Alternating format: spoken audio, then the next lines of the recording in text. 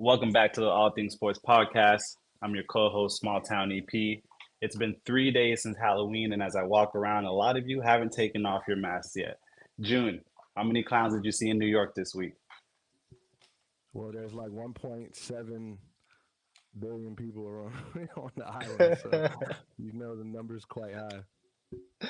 Oh man, hey man, lots to get to. So as they say, let's get to it, man. The stars at night in Texas are as bright as ever, and the North Star has been renamed Corey Seager. For the first time in franchise history, the Texas Rangers are World Series champions.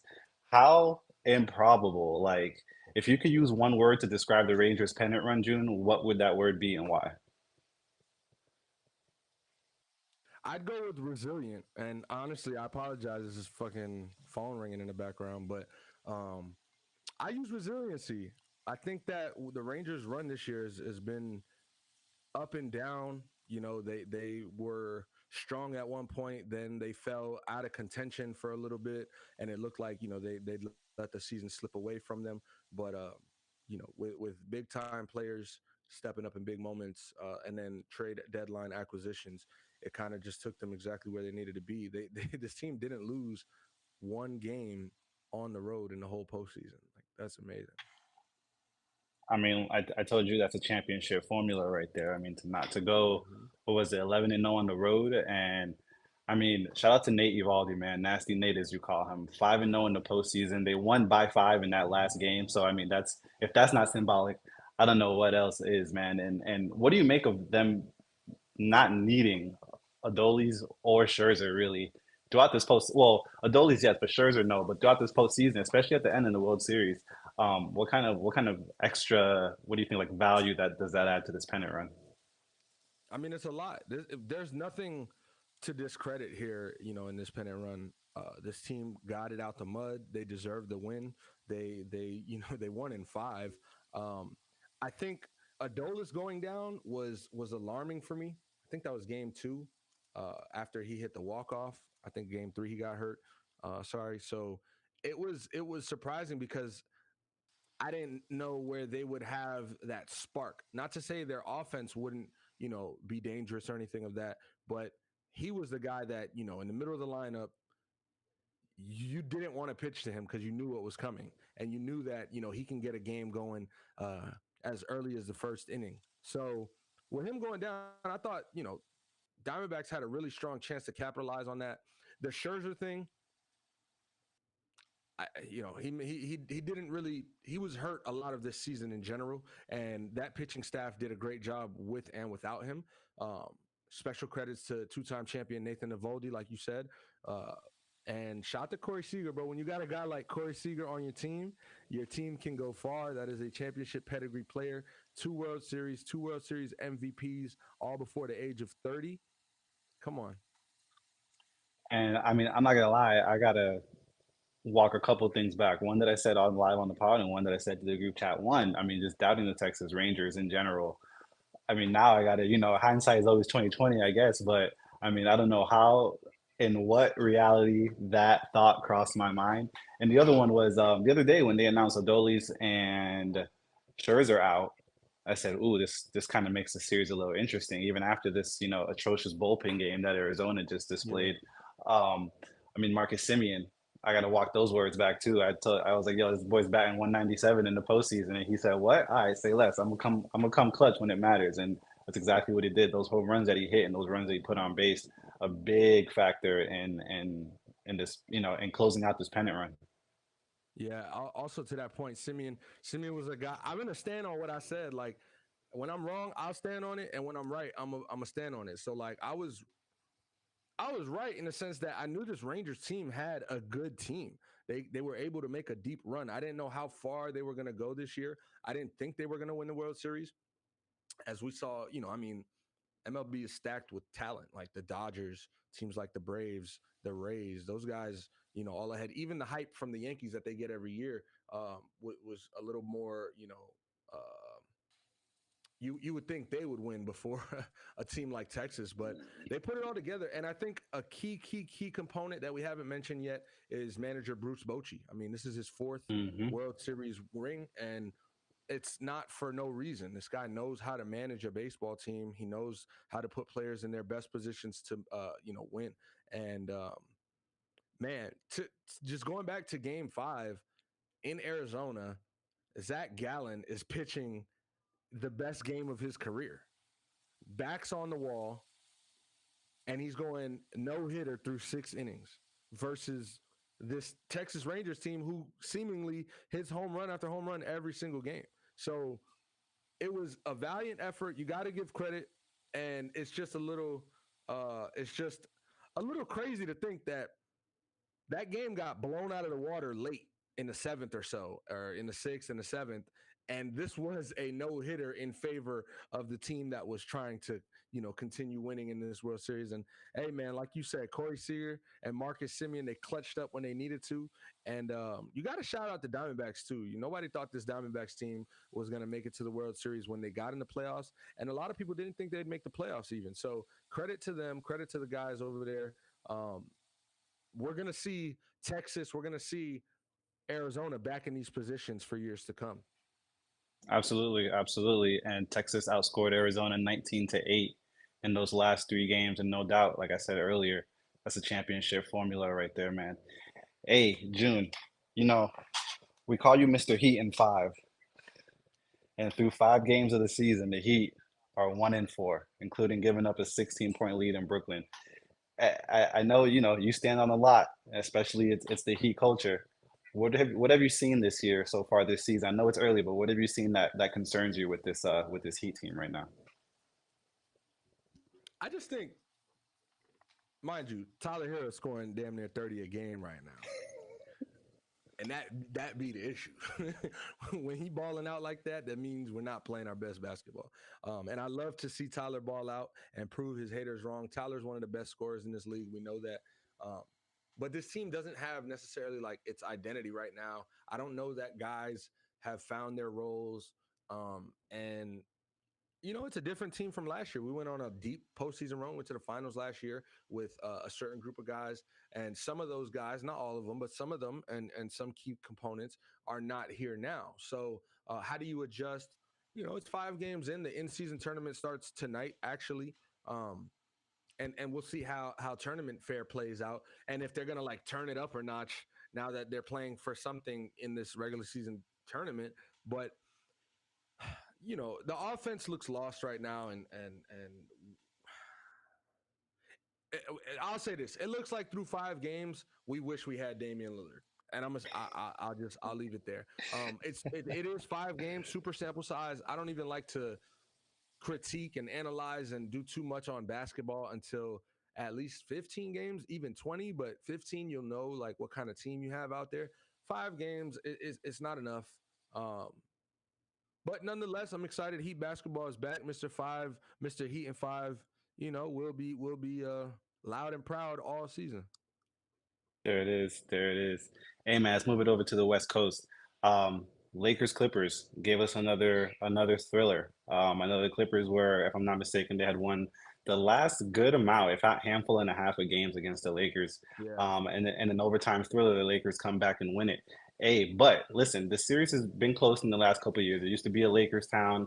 Slowly it's been evening out, and some would even say it's, a little more of a Clippers town than it is a Lakers town these days. Should the West feel like they've been put on notice with the arrival of James Harden at the crypto.com arena? I mean, shout out to the Lakers, one, for finally winning. Like that Lakers Clippers thing was never a thing. Obviously, Kawhi Leonard, and Paul George changed the scene, in LA for the regular season at least, for what it's worth. But it was good to see the Lakers kind of take back the reins on that rivalry there, in town rivalry, and LeBron James. I mean, was that the best performance we've seen LeBron in the regular season in the last 5 years? You know what I mean? Like the man showed that in his 21st year, 39 years old, he is in fact not human, and he continues to prove that to us every day. But James Harden going to the Clippers, I don't think. What was your phrase specifically? Is Should the West be put put on on notice? notice? I don't think that the league should be put on notice for any James Harden news. And I also don't think the league should be put on notice when we're talking about the Clippers. So no. I do think, however, this is going to be a good fit for James Harden. I think they will figure out a way to make it work. It's promising to hear Kawhi Leonard say he wants to play all 82 games, which bullshit. But it's good to hear. You know what I'm saying? Like that Bullshit. mentality is there. Paul George has come into the season and started off where he left off last year and full speed.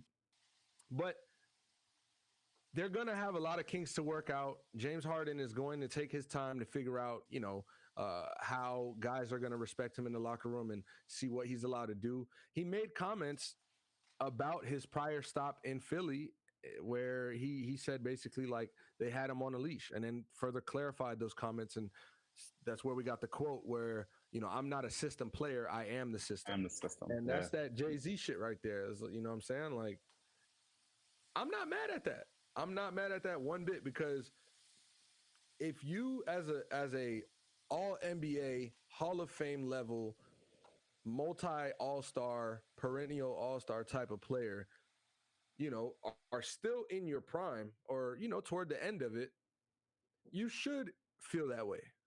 A guy like James Harden, who has left his impact on this league for the last 10 years, should feel this way. Like, a lot of people play with his name. He's been unhealthy, right?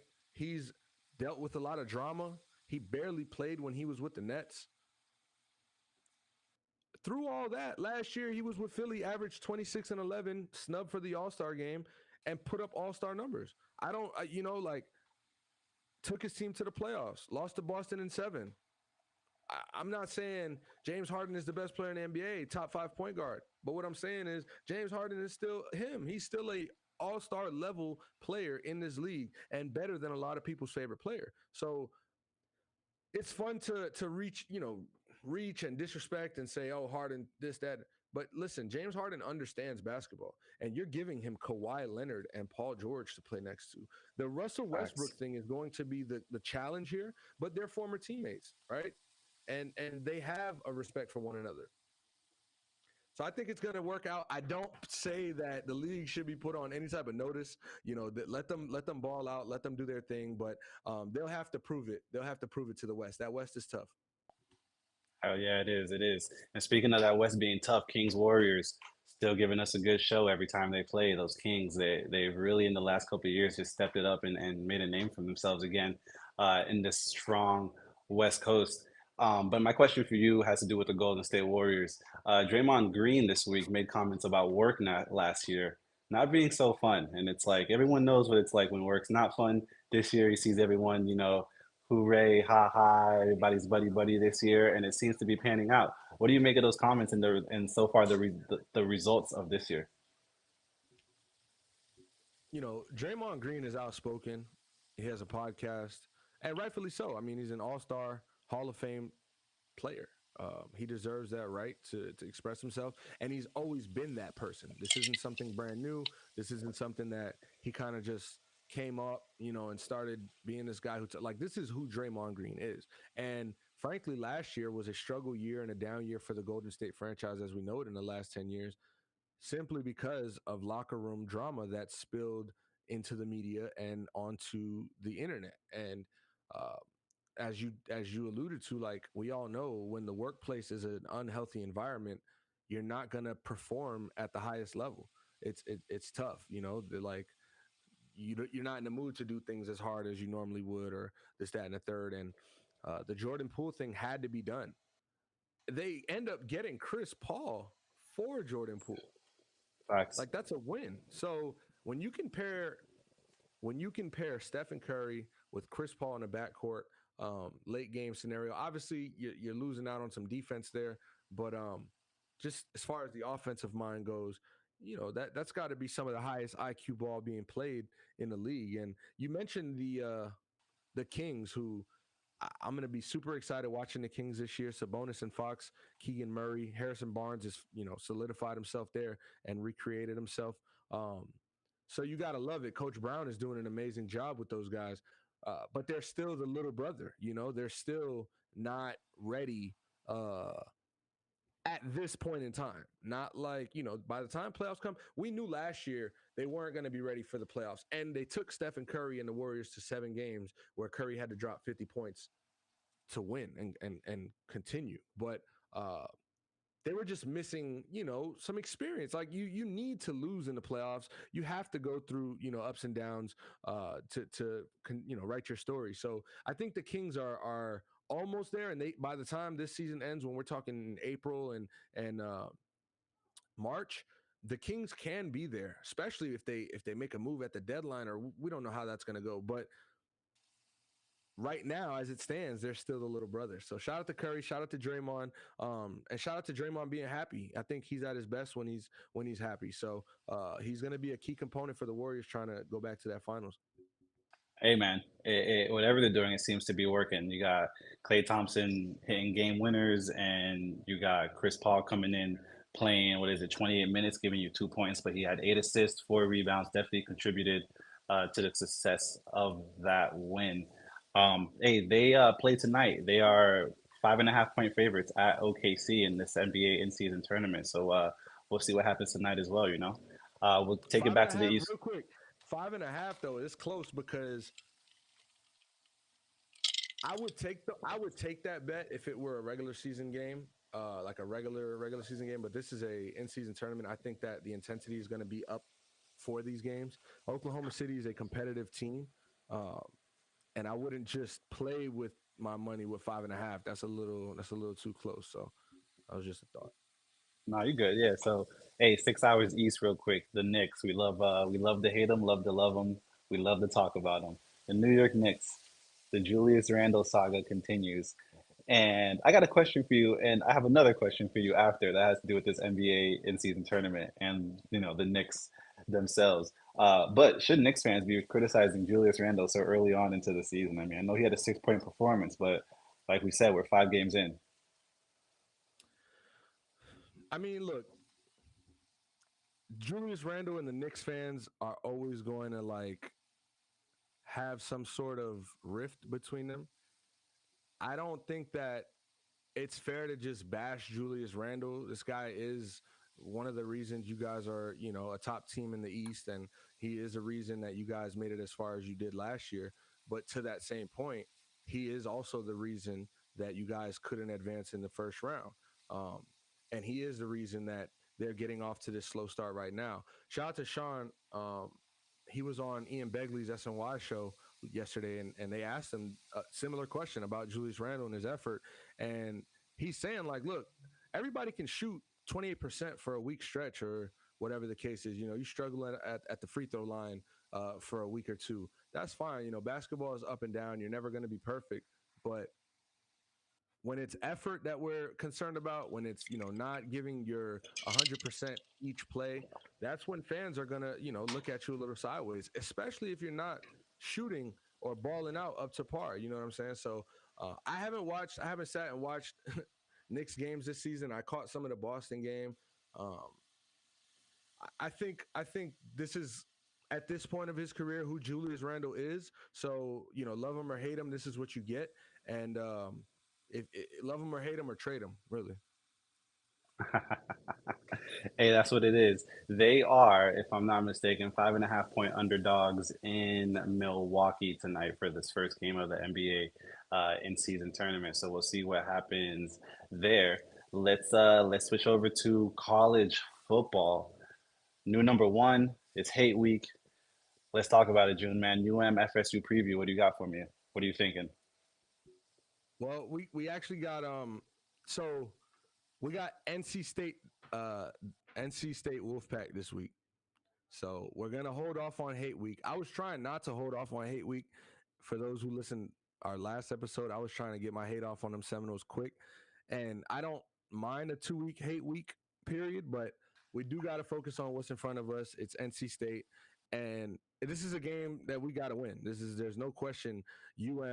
Shouldn't put the put the breakers on these boys. Like the last year TVD in 2021, uh De'Aaron King, amazing games. And there's the only thing I should say that's stopping me from feeling this way is that TVD has been playing pretty poorly, and I don't know what he's seeing right now. I don't know why he's not using his tight ends, why he's favoring Restrepo as much as he is, but he's got to figure something out because Shannon Dawson is the offensive guru that we need in Miami. He's going to let us go vertical, and TVD just got to see the field a little better. I'm still team TVD. I haven't given up on him. I still think he is, a great talent, but he has to play better. There's no excuse. And I'm kind of glad we don't play FSU this week because I don't know that we're necessarily ready offensively. I want to see one more week where we can go out, put some points on the board, put up over 400 yards of offense and show the country that FSU Miami is going to be a good game. If we go out and, 17-14 type of game, what's the hype going to be for UMFSU? It's going to, number 4 team in the country plays their in-state rival. That's what it'll look like. We need to put, emphasis on this win so that going into hate week, we can hate with courage. I'm trying to hate with courage. I'm trying to hate with real fire. You know what I'm saying? Drop a couple F bombs and get a little disrespectful when I Let's see go. Seminoles fans. So I expect that we get a big win this week and the defense continue to play good. I also want to see, damn, I just stuttered crazy, but I also want to see Mark Fletcher, true freshman, continue to get that ball and continue to uh, run up the middle. So that's what we got. Yeah, I'm excited to see honestly Cam Kitchens, man, named ACC Defensive Back of the Week. Took back that pick six in the second half against Virginia. Finished with 9 tackles in that game. That's going to be key. I think the pass rushing against the offense on both sides is also going to be a major key. Both of these teams, NC State, Miami, have gotten after the quarterback. I think they're like second and third in the ACC. Miami has 28 sacks. NC State has 24. But the Hurricanes have only allowed 8, and NC State's like 16. They're good for 6, worse in the conference. So I think the pass rushing and getting after the quarterback, the defenses are going to be a huge thing.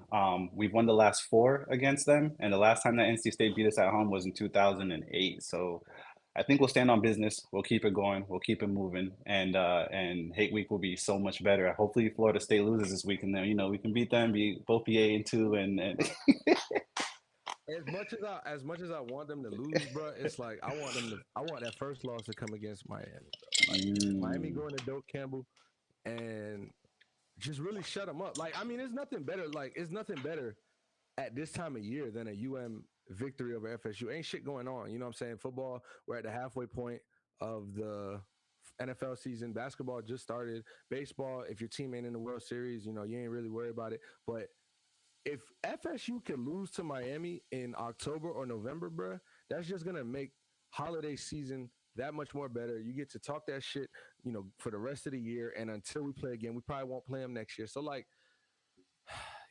not next year, but we'll see them next year.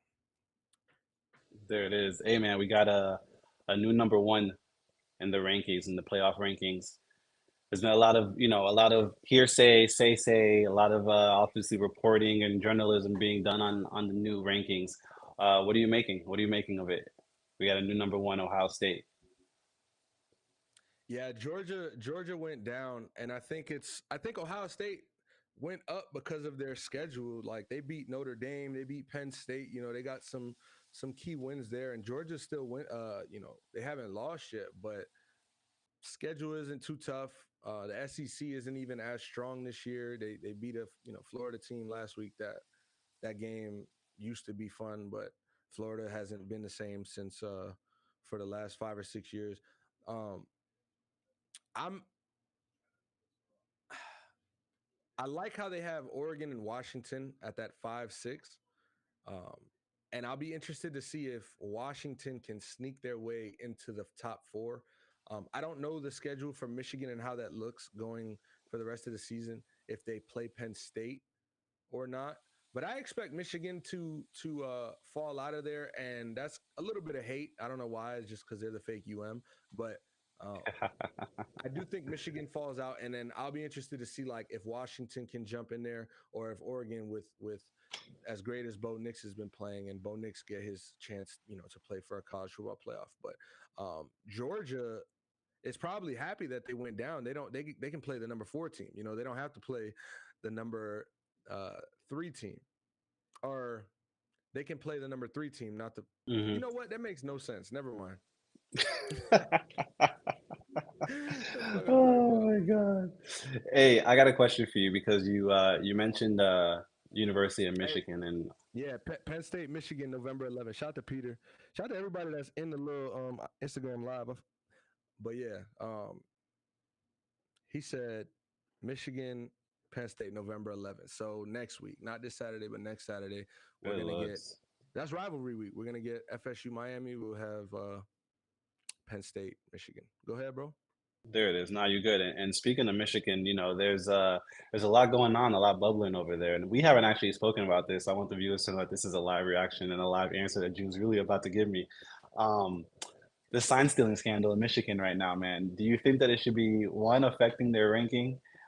Two, what do you make of it? I want to go over that real quick with you. I don't really care. I mean, I don't think. You got your assistant, one of your assistant coaches at the Central Michigan game on the sideline with sunglasses and a mustache and a hat and Hey, I mean, bro, we live in a world. We live in a world of like, get it how you live. And I'm not saying like, in the sports world, you should literally have that same sentiment. Yo, that ice is clicking. it is By my the way, fault. I realize that. um, they hit the Carmelo Anthony bit in me. What the fuck is that? I know that you have to keep integrity in the game, right? Like, if you're a sports fan or player, you should have some level of integrity where you don't want to cheat to win, and if you do, you should understand that that comes with consequence. I'll just say if they are doing something that is truly illegal for the sport, then yes, I think that the league should handle them accordingly. But it's not something that I'm like super uptight about, like sign stealing, bro. This isn't. It's not like they're banging on the trash can like the Astros in the World Series for fastballs and breaking balls. You know what I'm saying? Like, um, Oh man. but at the same time, maybe I haven't put enough attention to it to where I don't feel as bothered as other people do. And maybe they are doing something super criminal. But at the end of the day, they're undefeated, right? Beat them. There it is. There it is. And like you said, they do have Penn State in 2 weeks at Penn State. Next this week they host Purdue. The week after Penn State, they go to Maryland and they finish off the season at home against number one Ohio State. So we'll see. Now that I look at that, I think that they'll fall off as well. But we'll see what happens, man. June. Excuse me. You know how the saying goes, man. What happens in Vegas on Thursdays, Sundays, and Mondays does it not only not stay in Vegas, but it could get you, your general manager, your offensive coordinator, half the staff fired. The Raiders, once again, let go of half the staff, start a rebuild a year and a half after the last one, and they leave a young man by the name of Antonio Pierce at the helm for the rest of the season. If you're a player like Max Crosby or Devontae Adams or maybe a prospective coach that's looking for a job, next season at this point that we're halfway through the season, does Vegas seem enticing to you at this point?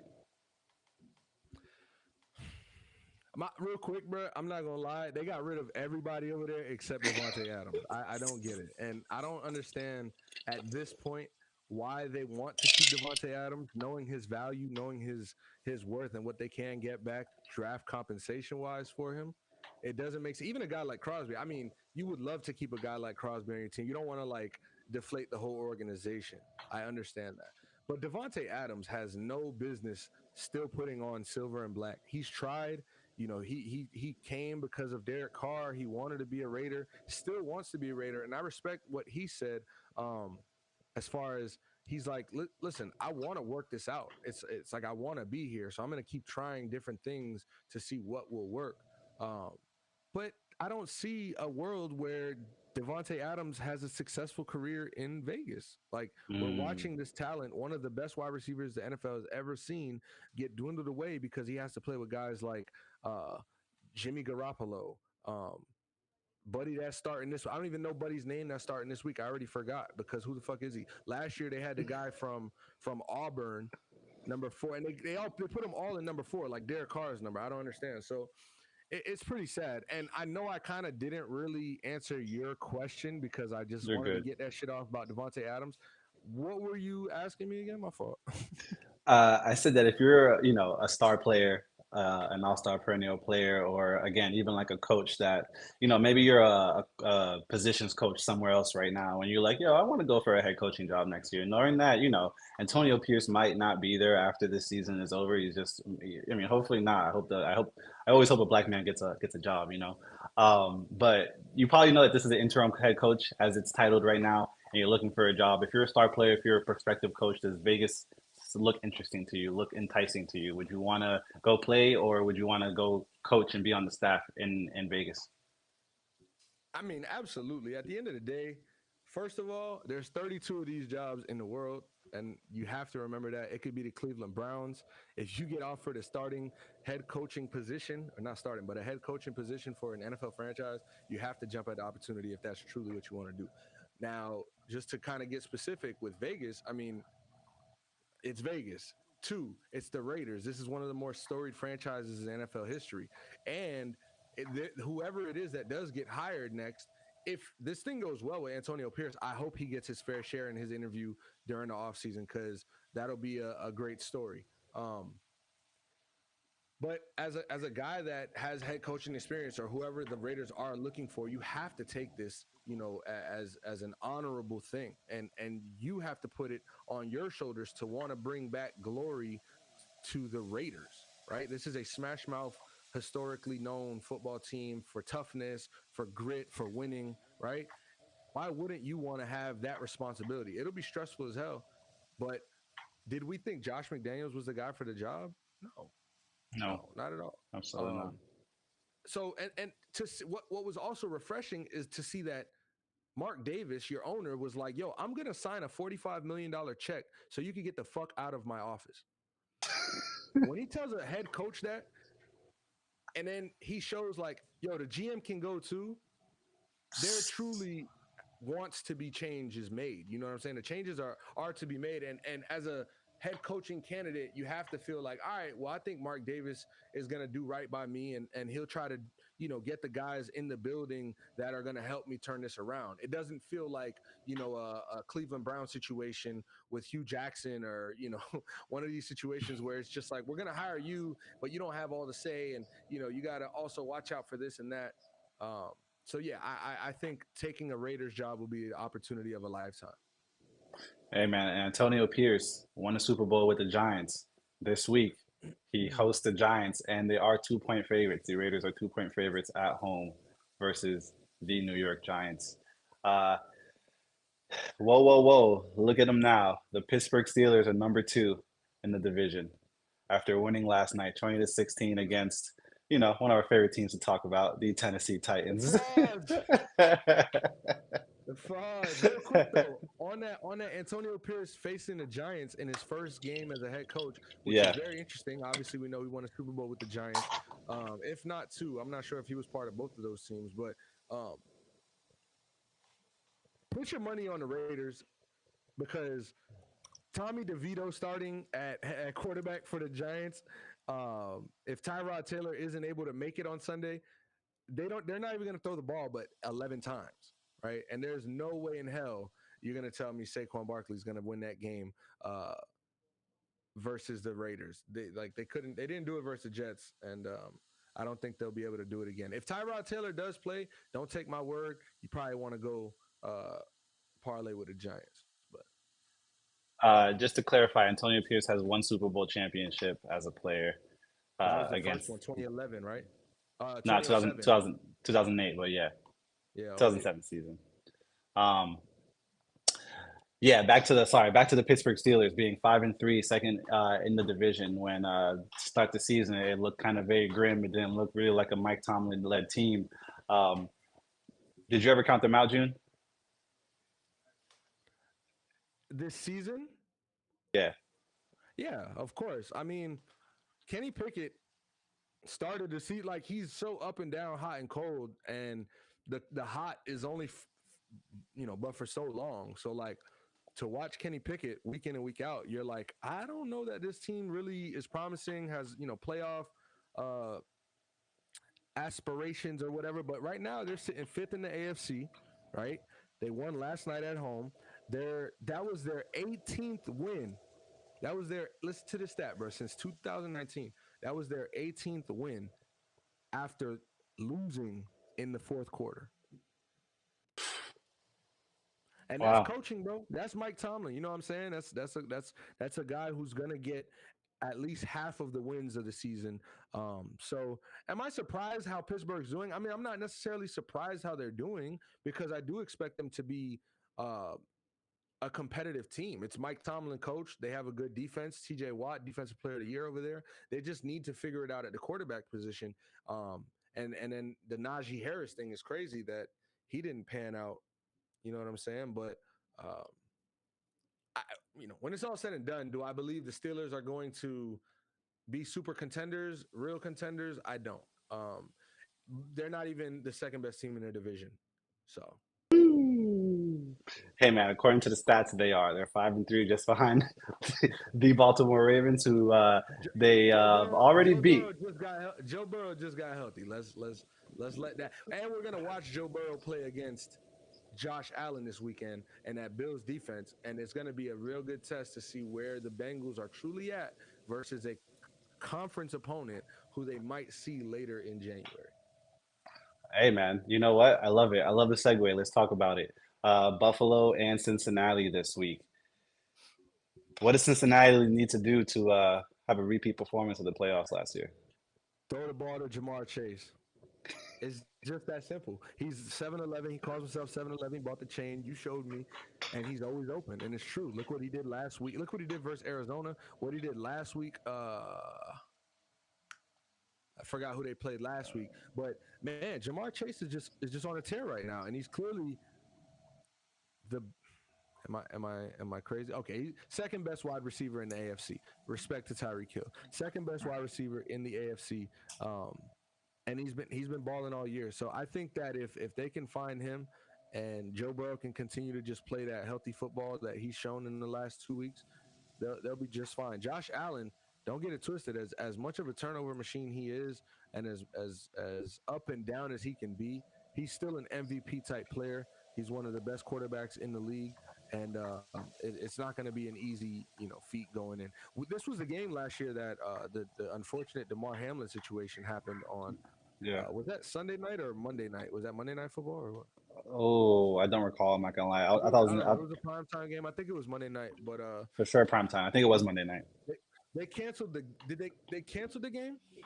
They Right? canceled the game. They didn't replay it. And they had I forgot what happened. They had like a some neutral game Oh yeah, you at remember the that end of because the you're a Chiefs season or fan. something. Hey, shout Some out to kind of some kind of neutral game. I don't, whoops. Shout out to my uh, boy Matt. He said, shout out to Will Levis. I'm not gonna lie, Will Levis did play a good game versus Steelers yesterday, and to come out in your second career NFL game, first start of your career, prime time Thursday night in Pittsburgh versus T.J. Watt, and go down to the wire with what 15 seconds left, fourth and goal, or close to goal distance. yeah. You got to give him credit. This is a guy who I thought the Colts might take a chance on in the draft. And if Richardson wasn't there, they probably would have. So I would have had to respect him as a fan. He just plays for the Titans, so you know how I feel about that. But as Will Levis, the player, the rookie, the second round pick, I respect it, and I hope he has a great career. Oh yeah, man. Bengals 2-point favorites at home against Buffalo. Looking forward to that Sunday night game. Hey, listen, the Eagles, they host the Cowboys this week. Both teams coming off impressive wins. Hey, whose game is this to lose and whose game is this to win, Julian? I think this is the Eagles game. I think this is the Eagles game to win and lose. And Ooh, reason I say that is because the Eagles, when you look at the grand scheme of things this season, you would say the Eagles are better than the Cowboys, right? Like off rip, you would probably just say that. They have a top five quarterback, top three quarterback, honestly. They have a top two wide receiver who some can argue is better than Tyreek Hill, AJ Brown. He outdueled him in the matchup they played 2 weeks ago. Um, they have all pro cornerback over there, Darius Slay, and they also have second year head coach. Is he second year or third year head coach? Um, can't even remember buddy name. Nick Sirianni came from Indianapolis. Sirianni. Um, the Cowboys are in a funny position right now because everybody's looking at them as they should, they should be winning games and they should be great. They have all pros, right? CeeDee Lamb is balling over there. Tony Pollard is a baller, and they got Micah Parsons on defense. Um, Stephon Gilmore over there, but the Eagles have played more consistent football and it hasn't been so up and down as the Cowboys. And so the Eagles understand that they need to win this division, right? They need to win this division. And it's not to say they can't, make the playoffs and be successful without it, but just going based off last year, your best bet is to win that division and have home field in the playoffs, because when you do have to play this team again and it's not at home, that's when you're in trouble. So the Cowboys certainly can win this game, and I don't expect it to be a bad game. I think the Cowboys are going to put themselves in position, um, but it's the Eagles' game to lose, and it's also theirs to win. I absolutely agree. And we've seen both these quarterbacks perform this year, execute this year. I think this game's going to really come down to the wide receiving cores on both sides and who's open, who's catching balls, There who's you dropping go. passes. Yeah, that was crazy. Who's catching passes, who's where they are, who's where they need to be when they're supposed to be there for those quarterbacks to, to throw them those precise and those dots, as we say, and those dimes, as we say them. And I'm sure at the Eagles, looking at the Chiefs losing two games already are like, we can't really drop another one right now. Eagles 3-0 at home, Dallas Cowboys 2-2 on the road. Uh, this is gonna be one of my favorite games to watch this weekend. What about you, man? Dolphins Chiefs, bro.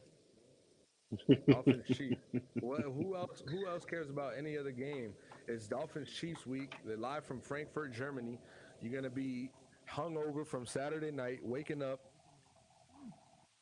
to breakfast and football, and you got two of the more exciting offenses, the best quarterback in the league versus the best wide receiver. The best wide receiver is playing against his old quarterback. Tyreek Hill has something to prove. He's already put it out to the media that those DBs are going to get to work over there.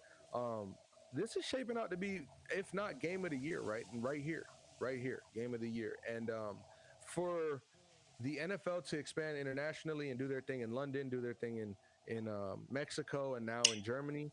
I think it's great that those fans are going to get to experience some of our best we have. Like typically, we sending out Jacksonville, we'll send out the Jets on a bad year. Like, bro, they're getting Patrick Mahomes versus Tua and Tyreek Hill, Jalen Ramsey. You know what I'm saying? Yeah. These are big names. So shout out to the fans in Frankfurt. They're gonna be, and they're gonna be loud and drunk. That pregame. That could you imagine tailgating for a giant Chiefs Dolphins game in Germany? Ugh, that'd be crazy.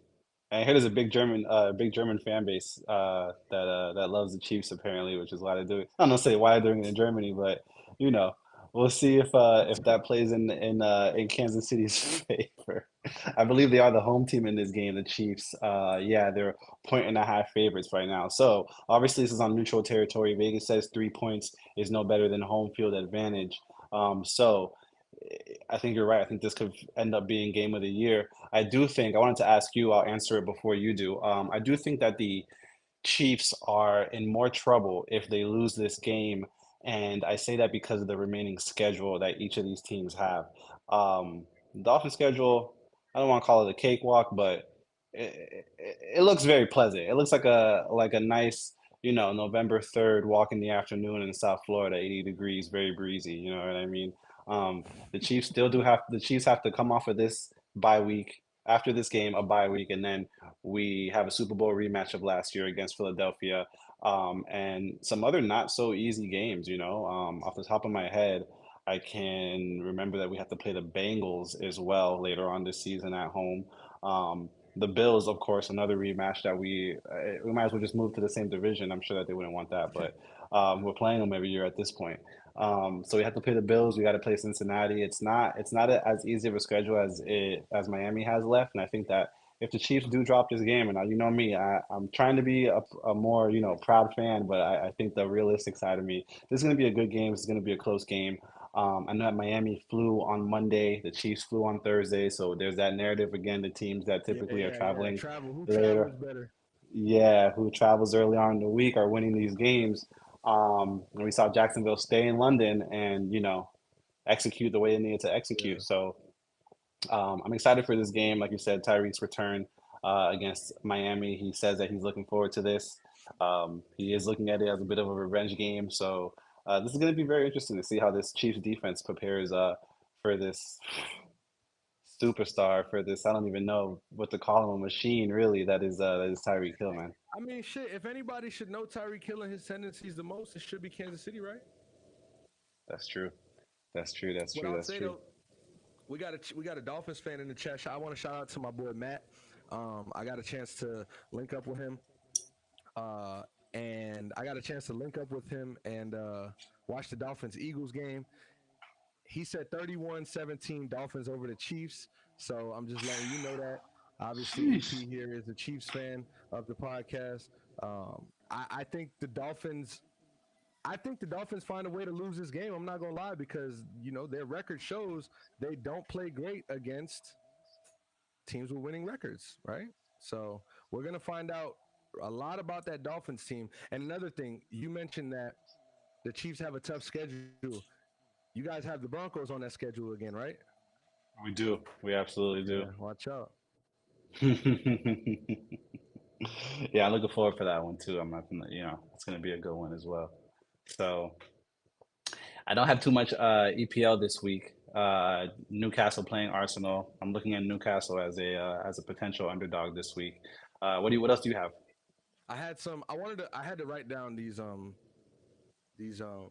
playoff picture. Obviously, we're only 8 weeks into the season. Playoffs aren't going to start for another half of a year or half of the season. But as it stands right now, I just thought it was pretty interesting, the AFC and the NFC playoffs right now. So if we're looking at the top seven of the AFC, we got Chiefs, Dolphins, Jaguars, Ravens, Steelers, Bills, Browns. I just didn't think that after 8 games this season, we were going to see the Steelers over the Bills, the Browns in the playoff picture, and the Dolphins. Not to say I didn't see this, but them being at the number 2 seed is just impressive because they did it last year and they played really well all season and made their playoff berth. And they're showing that it's not all hype. It's not a fluke. They have the talent, the roster. Um, Shout out to the Dolphins, bro. And then on the NFC, you got Eagles, Lions, Seahawks, Falcons. And remember, that number 4 team is going to be that NFC South champion. And right now, the Falcons are sitting at 4-4, and they have a worse record than the Cowboys. They have a worse record than the 49ers, Vikings, and the Saints. But, they're winning their division, so they're going to get that berth. Now, the Cowboys, 49ers, Vikings at 5, 6, 7, those 49ers slipped down. They slipped Mhm. down. Um, they lost 3 straight. We talked about it in the power rankings last week. Uh, we're going to leave our power rankings as is because no football has been played. So we'll update our power rankings on Monday when we record again. Um, Oh shit, it's Friday today. Happy Friday, y'all. If y'all listening, first of all, whoever's tapped in right now, I appreciate you listening to us, man, taking the time out your day to fuck with us and comment, like, all that. But um, yeah, Monday we'll have the power rankings. And I would expect the Cowboy or the 49ers to jump up in that rankings. And if them Dolphins lose to the Chiefs, I'm letting you know right now, if them Dolphins lose to the Chiefs, bro, they're gonna get out of that top five, bro. Not a top five team. Not a top five team. I'm telling you Mm. right now. If the Dolphins lose to the Chiefs, and I hope my boy Matt is sitting up here in his IG live still because if the Dolphins lose to the Chiefs, they are not a top five team, and the word fluke and fraud is going to start getting thrown their way, and we're going to have to figure something out. And Dolphins fans, y'all can get on my ass about all that, but y'all boys don't beat good teams, so let's see. Hey man, and I'm glad that you went back to that because would you look at it, the Jets just outside of the playoff picture, and they're a lot closer than those Chargers you said would be in the playoff picture. And look at here, the Jets 3.5 point underdogs at home against Justin No Herbert cap, and the Los no Angeles cap. Chargers. This is going to Fire be Brandon Staley. Fuck. a Sorry, little we gonna high. have. Hey, the Jets winning this game, going to 5-3, and depending on what happens in Buffalo, it could get interesting for the Jets this weekend, with a win at home against the Sure can. Chargers.